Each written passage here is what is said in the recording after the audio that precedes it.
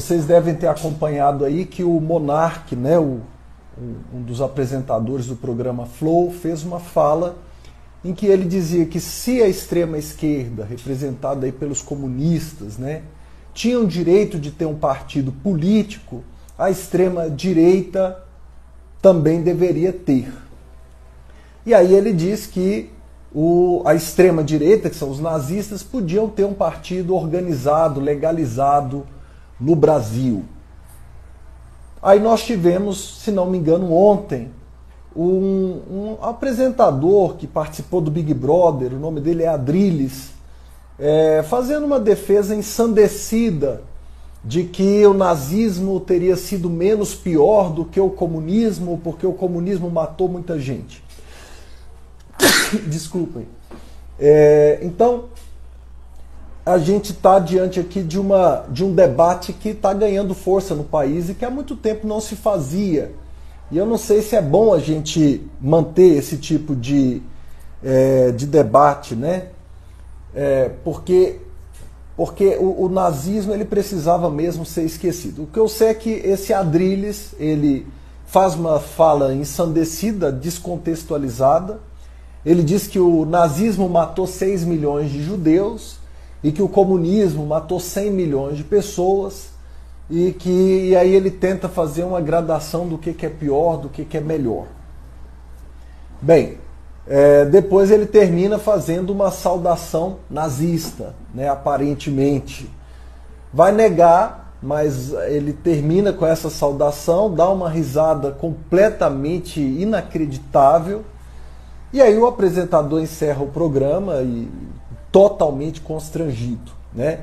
Então nós vamos falar sobre comunismo e vamos falar sobre nazismo. Qual a diferença entre esses dois modelos? Então, primeira coisa que a gente tem que entender é que o comunismo ele tem as suas origens ali no chamado século XIX, com as teses, os escritos de Karl Marx. Ali no século XIX, Karl Marx dizia que a sociedade precisava ter consciência de classe, ou seja, cada um precisava saber qual era o seu lugar na sociedade, que papel lhe cabia na sociedade, para saber o que defender no debate público, né? E aí o Karl Marx ele diz que a sociedade, que os proletários, os trabalhadores deveriam se unir para assumir o controle dos meios de produção e começarem a produzir coletivamente. A propriedade não deveria ser privada. Então Karl Marx ele vai beber em algumas fontes ainda do século XVII, mas basicamente o marxismo, que vai dar origem ao comunismo, que vai dar origem ao socialismo, ele é uma tese do século XIX, defendida por Karl Marx, que vai pregar basicamente, né, que a propriedade deve ser pública e nunca privada, e que a administração dos meios de produção deve ser coletiva. E que se um proprietário se recusa a entender que a propriedade é de todos, né, a classe trabalhadora precisa lutar para fazer a chamada revolução comunista, né, para coletivizar os bens. Na base do pensamento de Karl Marx estão pensadores como Rousseau, que entendem que a propriedade privada se origina de um gesto de força. Então, se você olhar para o passado, você que é pobre, por que você nasceu pobre? Ah, porque meu pai era pobre. Por que o seu pai era pobre? Você vai voltando no passado, né? E você vai perceber que em algum momento no passado, alguém para se tornar rico precisou tomar posse daquilo que pertencia a todos. Por isso Rousseau vem com aquela frase essencial: toda a propriedade privada, em princípio, é um roubo, né? Porque lá em tempos imemoriais só foi possível estabelecer a propriedade privada porque alguém mais forte que os outros foi lá e tomou o que era de todo mundo, ok? Bem, Diante disso, Karl Marx vai fazer as teorias marxistas que vão desencadear vários movimentos. Você vai ter o comunismo em suas diversas facetas, vai ter o leninismo, vai ter o trotskismo, né, que está dentro do comunismo, tudo isso herda inspirações de Karl Marx. Né? Você vai ter o stalinismo muito violento, muito sangrento, com uma visão imperialista de domínio de outros povos, que vai vivenciar aí um período de horror na Ucrânia com o Holodomor, que é a grande fome.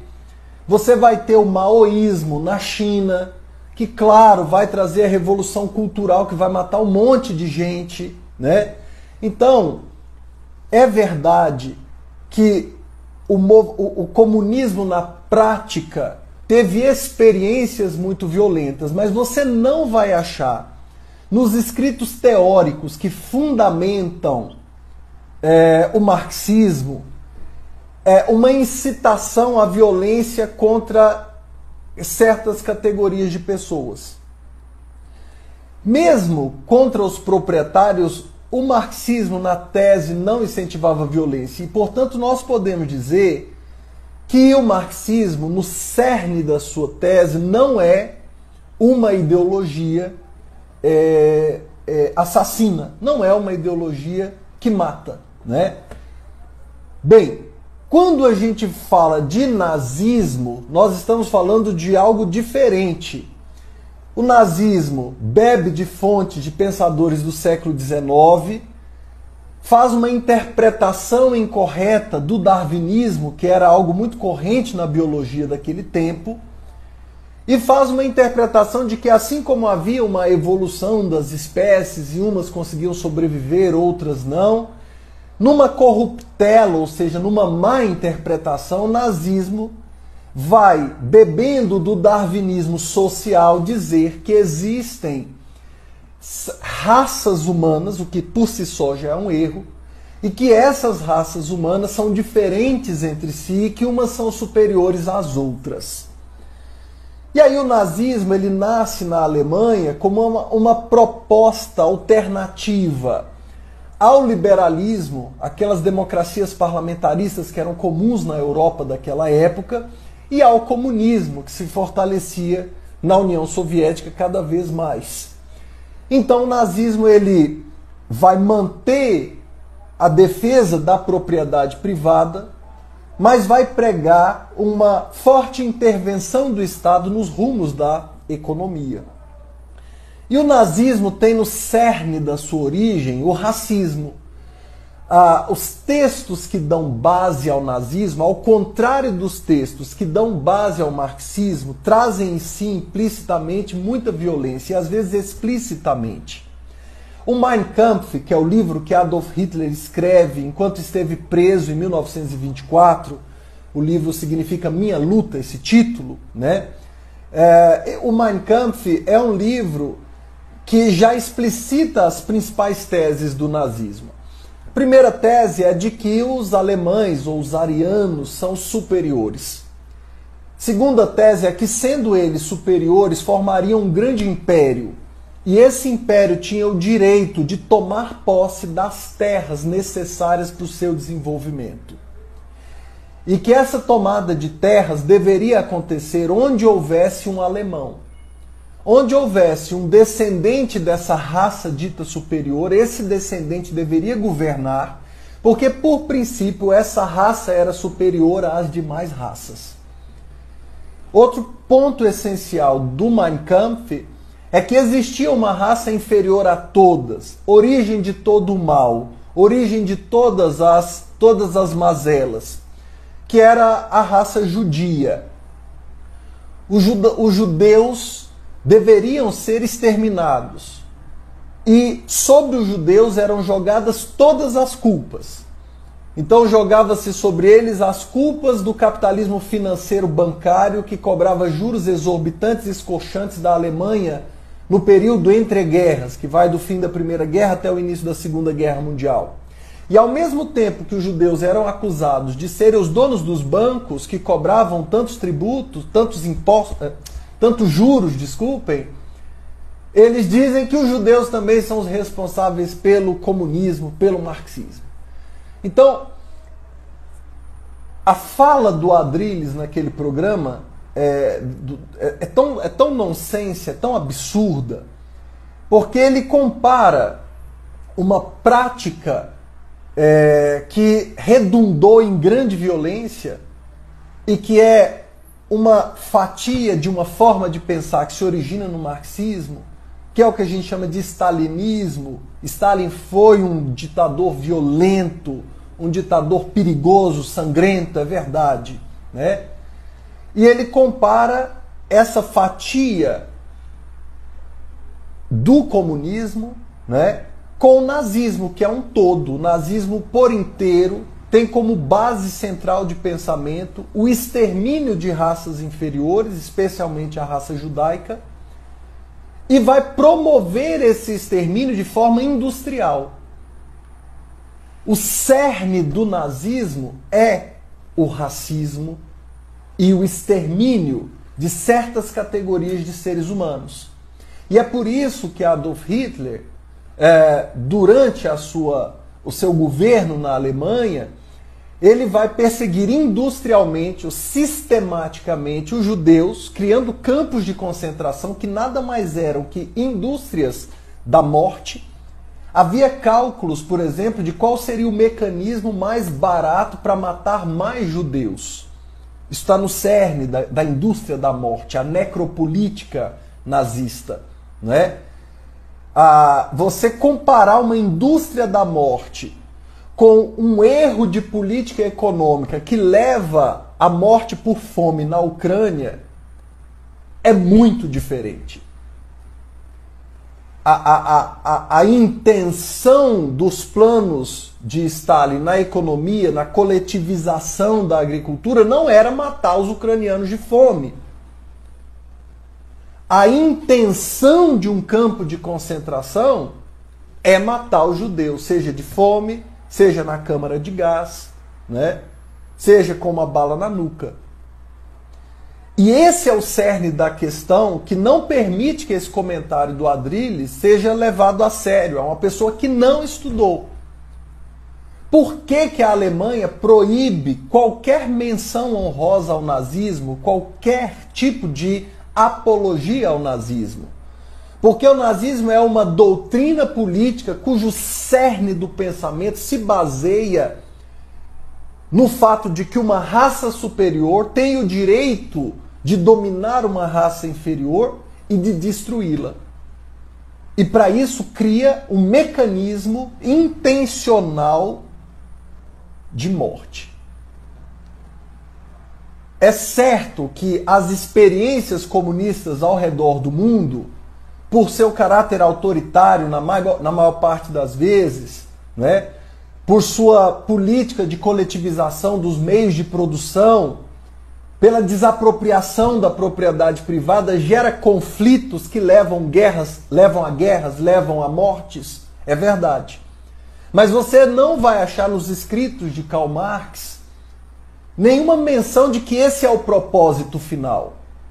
A matança dos judeus na Alemanha nazista tinha um nome que era dado à política pública. Havia uma política pública de morte aos judeus. Essa política pública era chamada de solução final. Tinha um nome para a política pública, não é? E a intenção final dessa política pública era o extermínio de uma raça, um genocídio. Então, muito cuidado ao fazer comparações absurdas. Por que pode ter um partido comunista? Porque o cerne da ideologia comunista não é a morte, não tem por finalidade matar ninguém. Isso é muito importante que seja dito. E por que é proibido ter um partido nazista? Porque o partido nazista tem como cerne de seu pensamento político a matança de certos tipos de pessoas. E, portanto, não cabe fazer um comentário idiota como o que o Adrilles fez, ou como que o Monark fez, de que isso é liberdade de expressão e que temos direito de ser idiotas. Ora, claro que temos o direito de sermos idiotas, mas quando esse idiota tem por intenção exterminar pessoas, ele deixa de ser um idiota para ser um perigo à sociedade. E uma sociedade de tolerância tem que tolerar todos, menos os intolerantes. É o que nos diz o paradoxo do filósofo Karl Popper, o paradoxo da tolerância. Uma sociedade tolerante, ela precisa aceitar as diferenças. O que você gosta de ouvir de música, qual o presidente que você quer votar, né? Uma sociedade de tolerância permite que você seja livre para exercer a diversidade sexual, a diversidade religiosa, né? Mas uma sociedade de tolerância, ela precisa se manter rigorosamente rígida, contrária, contra os intolerantes. Porque a partir do momento que você tolera uma doutrina política que tem por propósito final exterminar uma raça, matar um tipo de orientação sexual. Os alemães mataram 1 milhão de gays nos campos de concentração. Matar um tipo de fé religiosa. Foram 400 mil testemunhas de Jeová mortas pelo nazismo. A partir do momento que essa doutrina entende que tem que exterminar o adversário político, foram 600 mil comunistas mortos nos campos de concentração. Portanto, um total de 9 milhões de pessoas mortas, não por um erro de política pública, não por uma decisão mal acertada na economia, não, 9 milhões de pessoas mortas dentro de campos de concentração, que eram indústrias de morte, em que havia prestação de contas para mostrar que aquele militar executou a maior quantidade de judeus pelo menor custo. É uma indústria de morte. É isso que é o nazismo. Então, pelo paradoxo de Karl Popper, o nazismo não pode ser tolerado, porque se você tolerar o nazismo, ele vai ser primeiro uma minoria, mas ele vai conquistando mentes e pode, como na Alemanha, se tornar uma maioria. E pode tomar o poder, e o princípio básico, a finalidade desse sistema é matar raças inferiores. É esterilizar pessoas míopes. Você usa óculos?